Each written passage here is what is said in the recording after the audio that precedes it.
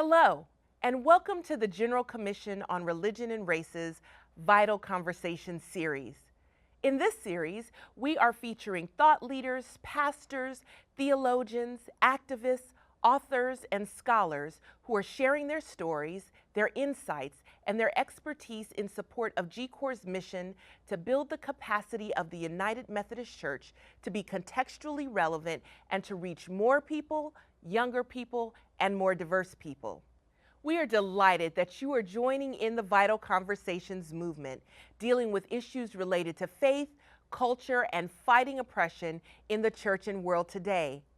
I'm pleased to introduce Dr. Philip Klinkner's Vital Conversation talk on the continued struggles in race relations. Dr. Klinkner is a political scientist, blogger, and author. He is noted for his work on U.S. politics, especially political parties in elections, race and politics, and U.S. political history. He is currently the James S. Sherman Professor of Government at Hamilton College in Central New York. In his award-winning book, The Unsteady March, Dr. Klinkner and his co-author Roger Smith argue that America's record of race relations cannot be characterized as consistent, gradual advancement towards equality, but rather as a series of dramatic moments where multiple factors align to advance or hinder progress. We invite you to stay connected with GCOR by following us on Facebook and Twitter, and by visiting our website to learn more about our work and to find resources to assist you in having your own vital conversation. And now, it is my very distinct pleasure to present to you Dr. Philip Klinkner.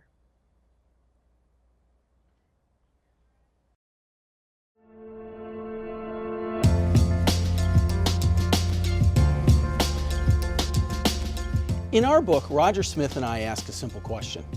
Under what conditions does the U.S. move towards racial equality?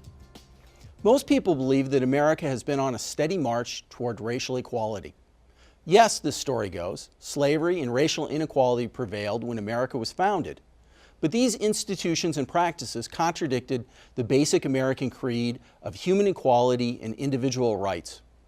As a result, steadily, over time, America has eradicated these vestiges of racism and put its practices in line with its principles. But as the title of our book suggests, this is not the case. The advance of racial equality has been an unsteady march. There have been periods of significant improvement when America became a freer and more equal place. But these periods have been brief and isolated. Even worse, these episodes were followed by long stretches of stagnation and retreat. What's our evidence? Well, there have only been 3 periods of improvement.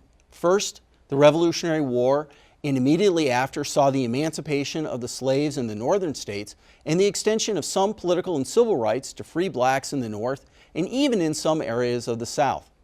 Secondly, the Civil War and Reconstruction saw the abolition of slavery, with the newly freed slaves gaining and exercising full civil and political rights. And last, World War II and the Cold War saw the end of formal legal segregation and discrimination and the creation of programs to help alleviate economic inequality. What was it about these periods that caused progress? Obviously wars, but what kinds of wars? These were ideological wars fought against enemies that we believed rejected the principles of democracy, liberty, and equality. During the Revolution, we fought against the British king. Thomas Jefferson wrote, "We hold these truths to be self-evident, that all men are created equal, that they are endowed by their Creator with certain unalienable rights, that among these are life, liberty, and the pursuit of happiness." During the Civil War, we fought against the Confederacy, a confederacy created to defend slavery and white supremacy. Abraham Lincoln in the Gettysburg Address said that the Civil War was intended to ensure the government of the people, by the people, and for the people shall not perish from the earth.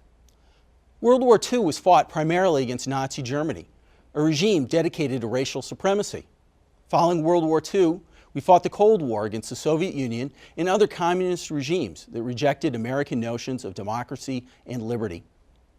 These were also big wars that presented grave threats to the security of the United States. As a result, victory depended upon the contributions of African Americans. During the Revolutionary War, we fought for our very existence. Black soldiers provided a crucial margin for the Continental armies. The Civil War was the deadliest war in American history. Victory for the Union was never assured. The North eventually came to realize that victory required freeing the slaves and enlisting hundreds of thousands of African Americans in the Union Army. Doing so undermined the Confederacy while also aiding the Union. Both World War II and the Cold War required mass mobilization of both the military and civil sectors. African Americans played a critical role as soldiers, sailors, defense workers, and quiescent citizens. And in each of these periods, the bravery and sacrifice of African Americans exploded stereotypes and helped to break down the prejudiced beliefs of white Americans. Finally, each of these wars saw significant domestic pressures, where African Americans and their white allies used the crisis of war to leverage for greater opportunities. During the Revolutionary War, abolitionists pointed out the contradiction between our struggle for liberty and the reality of its denial to the slaves. In 1774, the Reverend Nathaniel Niles preached to his congregation, "Would we enjoy liberty? Then we must grant it to others. For shame, let us either cease to enslave our fellow men, or else let us cease to complain of those that would enslave us." Many blacks also took advantage of the disruptions of war to flee from slavery, vastly increasing the number of free blacks throughout the United States. During the Civil War, abolitionists, both black and white, pressed for emancipation as both a military and moral necessity. And after the war, they knew that providing blacks with citizenship and voting rights was necessary to ensure that Southern whites could not restore slavery in all but name. The modern civil rights movement began in the 1940s as African Americans waged the Double V campaign, victory abroad and victory at home. Civil rights advocates also used every opportunity to point out that you couldn't expect African Americans to fight for democracy abroad if they didn't have it at home. Similarly, the United States could never win the hearts and minds of millions of non-whites in Africa and Asia if it didn't live up to its promises at home. But each of these periods of advancement was followed by decades-long stretches of retrenchment, retreat, and rollbacks. Without these conditions, the forces of reaction gained ground. There was no longer a compelling external reason to continue to disrupt or demolish racial hierarchies, hierarchies that many whites viewed as traditional and beneficial. Consequently, the racial hierarchy reestablished itself, often leading to the rollback of previously gained black rights. These rollbacks are not absolute. Despite the rollback of Reconstruction after the Civil War, things in 1920 were better for African Americans than in 1860, but they were worse than they had been in 1872. In addition, these periods of retrenchment are very long, say from 1876 to 1940. As a result, the average experience for an African American in U.S. history is one of stagnation or retreat, not of progress. These rollbacks have some common themes. One is the notion of order, that the changes of the war upset the status quo. People call for breathing space, a time out from unsettling social change. Second is the theme of exhaustion. As many of the changes stall, many white liberals tire of the effort and become frustrated. They assume since everything had been tried before, nothing can work. This goes hand in hand with calls for cutting the scope and power of the federal government. Third, racist ideologies make a comeback. Confronted with seemingly ineradicable inequality, many white Americans look for explanations in ideas that African Americans, either because of biology or culture or both, are incapable of full equality. So where does this leave us today? Well, there's a case for optimism. Previous advances have not been permanent, but they have been cumulative.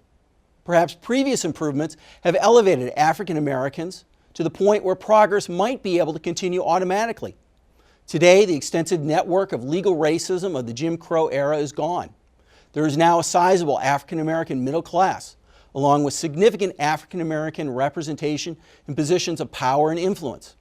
The United States has obviously advanced to the point where a non-white person can be elected president, something absolutely unthinkable a few decades ago.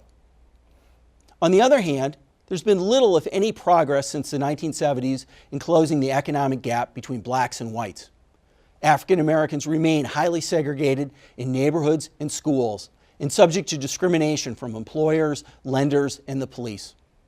Furthermore, our politics are perhaps even more deeply split along racial lines than at any point in the last 100 years. Opinions towards African Americans and immigrants now drive partisanship and political beliefs more than at any point in decades. So where do we go from here? That's a really good question. Our argument relies on changes outside of our control. Even if you could, you wouldn't want to bring on a massive war. Perhaps the lessons of the abolitionists are the most instructive. Faced with the seemingly intractable slave system, they didn't throw up their hands. They refused to allow racism to survive due to ignorance and blindness. They constantly fought to be heard and to keep the issue at the forefront. They decided to push and push, agitate and agitate. They strove to stir up the issue, to draw lines, and to provoke. With this in mind, I'll end with the words of the great abolitionist William Lloyd Garrison. On this subject, I do not wish to think or speak or write with moderation. No, no. Tell a man whose house is on fire to give a moderate alarm. Tell him to moderately rescue his wife from the hands of the ravisher. Tell the mother to gradually extricate her babe from the fire into which it has fallen. But urge me not to use moderation in a cause like the present. I am in earnest. I will not equivocate. I will not excuse. I will not retreat a single inch. And I will be heard.